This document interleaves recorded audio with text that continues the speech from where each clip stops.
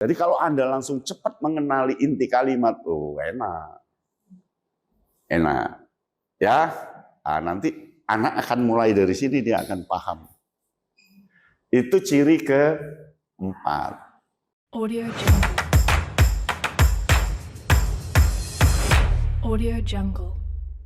Nanti hari ini akan saya beri rahasia. Rahasia bahasa Indonesia. Yang pertama, ejaan. Ya, rahasianya ada di sini. Tapi tidak ada spidolnya, jadi nggak jadi nulis saya. Oh, ada. Merah. Saya berharap Anda menjawab tidak ada spidolnya, Pak. Gitu. Ternyata ada. Jadi rahasianya di sini supaya kita tidak menghafal ini benar, ini salah. Ya, ini benar, ini salah itu kan terlalu ribet. Tapi kita harus tahu rahasianya. Rahasianya 1972. Ini ke sini, ini orientasi pakai bahasa Inggris. Ya. Ini ke sini, mohon maaf, kebalik ya. Ini 1905 ya, bahasa Belanda. Ini ke sini sampai sekarang itu bahasa Inggris. Ya. Artinya kata asing yang akan kita ambil pertama harus dari bahasa Inggris. Kalau yang di sana pertama dari bahasa Belanda. Nah, maka yang namanya sa dia akan menjadi sis. Ya, sintesis. Ya, fotosintesis. Pokok semua sis, dari za itu benar tapi sebelum 72. Ya, za itu benar tapi sebelum 72. Ke sini semua dari bahasa Inggris. Analisa berarti analisis. Sudah ketemu kuncinya sa ke sis. Ya. Ini ir dia sasi. Mohon maaf, bukan sasi ya, si. Nah. Politisasi.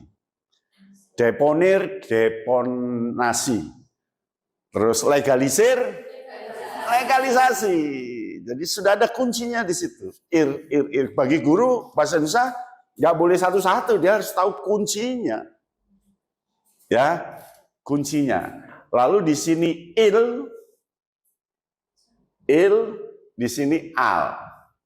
Sudah, moral, material, ideal. Sudah. Hebat, nanti guru progresif tahu kata kuncinya.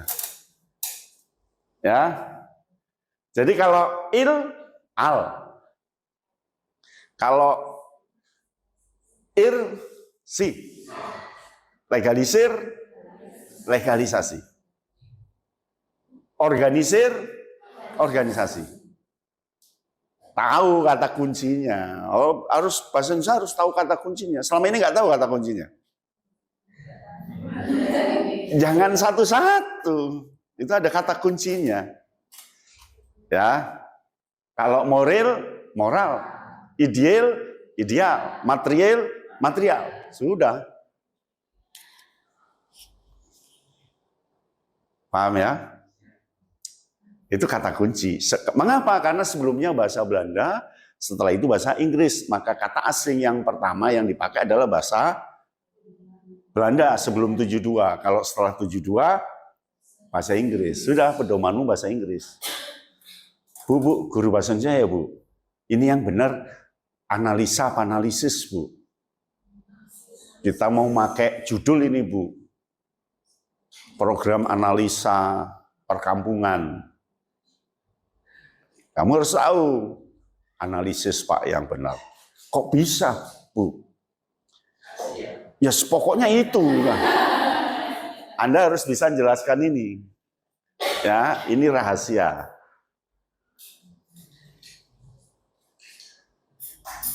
Paham? Baik, ada lagi? Nah, jadi bahasa Indonesia itu bukan one by one, bukan satu persatu, tapi dia punya kunci.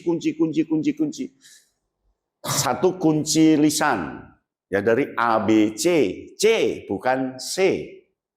AC, A, B, C, D, E, F, G, H, I, J, K, L, M, N, O, P, Q, R, S, T, U, V, W, X, Y, Z.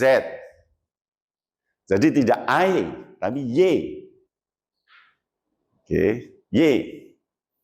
Nah, yang perlu diingat, ciri kedua, ini ciri pertama ya. Ciri pertama bahwa bahasa Indonesia itu ejaannya sejak Van Ophuijsen 1905 sampai 72 itu berbasis bahasa Belanda. Setelah 72 berbasis bahasa Inggris. Maka ketika kita menggunakan kata serapan yang pertama harus dari bahasa Inggris. Kalau memang tidak ada baru cari bahasa Perancis. Kalau tidak ada cari bahasa Belanda. Kalau tidak ada cari bahasa yang lain. Tapi yang pertama harus bahasa Inggris. Paham? Nah, lalu yang kedua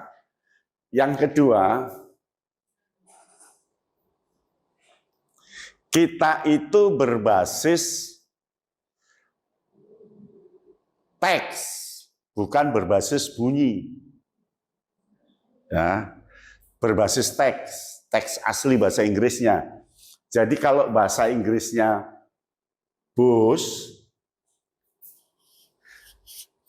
karena kita berbasis teks, maka tetap bus. Kalau Malaysia, dia bus, karena berbasis bunyi. Jadi kita basisnya fonemik, di sini basisnya fonetik. Oke.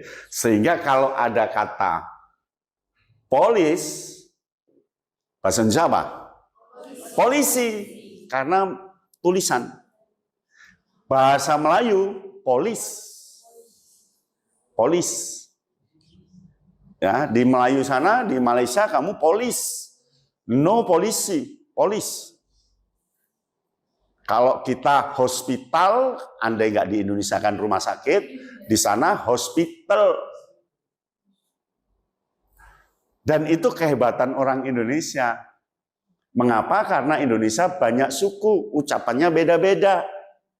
Boleh bis, boleh ebis, boleh bas, tapi tetap tulisannya bus. Ya, sehingga kalau kamu, Bu, BIS baku enggak? Salah.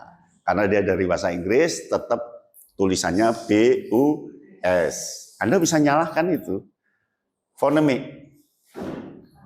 Ya, kita dasarnya fonemik, no fonetik. Mengapa no fonetik? Karena ucapan se-Indonesia beda-beda. Ya, semangat aja Jawa, semangat itu Batak. Kalau Jakarta, semungut. Cemungut itu Sidoarjo, cemungut. Beda-beda, tidak apa-apa, asal tulisannya tetap semangat. Itu kata kunci kedua. Ya, kata kunci kedua. Asik kan? Lalu Malaysia itu integrasi. Kita asimilasi. Dia sekolahnya ada dua. Sekolah negeri itu sekolah kebangsaan, sekolah swasta itu sekolah jenis kebangsaan. Sehingga kalau SMK siswanya Cina semua, dia berbahasa Cina. SMA siswanya orang India semua, dia berbahasa India. Karena dia integrasi. Akhirnya di sana orang Cina Malaysia tidak bisa bahasa Malaysia. Orang India tidak bisa bahasa Malaysia. Kalau di kita dasarnya asimilasi. Asimilasi. Beda integrasi itu hanya penyatuan, tapi beda ada pagar-pagarnya. Kalau kita asimilasi. Sehingga orang Cina di kita mesoe nggak bahasa Jawa misalnya. Iya kan? Bahasa Indonesia. Itu loh kehebatan bahasa Indonesia. Tepuk tangan bahasa Indonesia. Ciri berikutnya bahasa Indonesia, dua kan fonemik ya. Ciri kedua fonemik. Ciri ketiga kita itu DM. Diterangkan, menerangkan. Diterangkan di depan, yang menerangkan di belakang. Ya, rumah sakit, artinya rumah sakitnya menerangkan rumah itu. Artinya tempat orang sakit. Makanya mau diganti rumah sehat. Salah, Bu. Rumah sehat itu rumah kita di rumah. Itu rumah sehat. Ya. Rumah sehat. Jadi DM. Yang ketiga hukum DM. Nah yang keempat apa? Yang keempat. Yang ketiga tadi apa? Tiga? DM. DM. Ya kan? DM. Lalu kalimat kita 4 minimal SP. Ini kalimat tuh minimal SP. Saya ngantuk itu sudah kalimat. Ya, minimal SP, minimal SP. Subjek dan predikat. Itu sama dengan diterangkan, menerangkan. Subjek diterangkan, predikat menerangkan. Nah, sekarang saya mau tanya, inti kalimat sama kalimat inti bedanya di mana? Kalimat inti dan inti kalimat.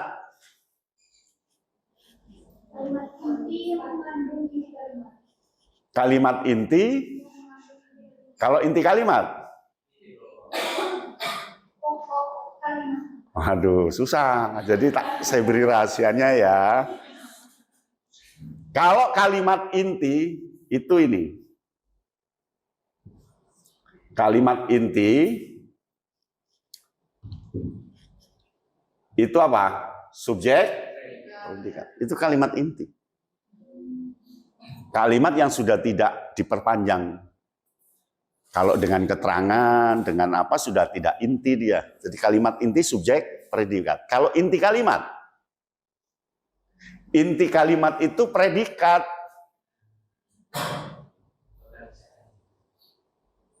Inti kalimat itu predikat. Saya malas belajar hari ini, intinya malas. Ya kan? Intinya malas.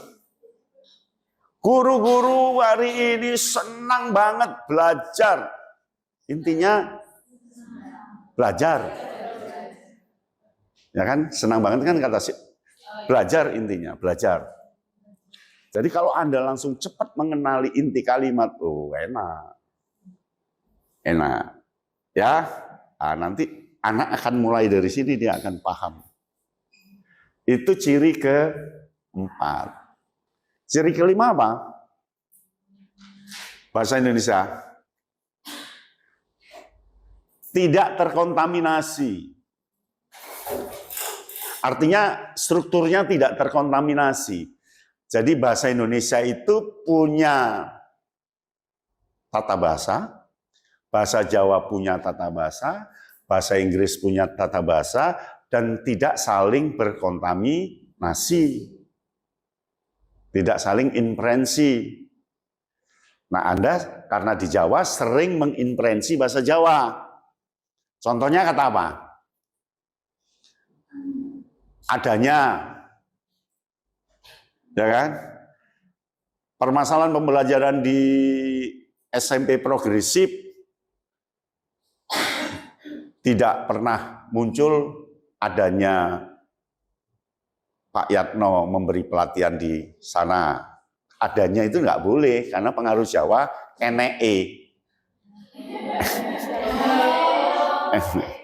adanya sekolahan, ya, NE.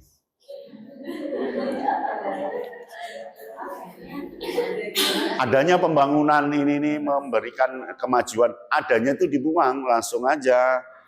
Kemajuan pembangunan. Lalu sama E. Contoh terwujudnya guru inovatif itu pengaruh Jawa. Terwujudnya guru inovatif.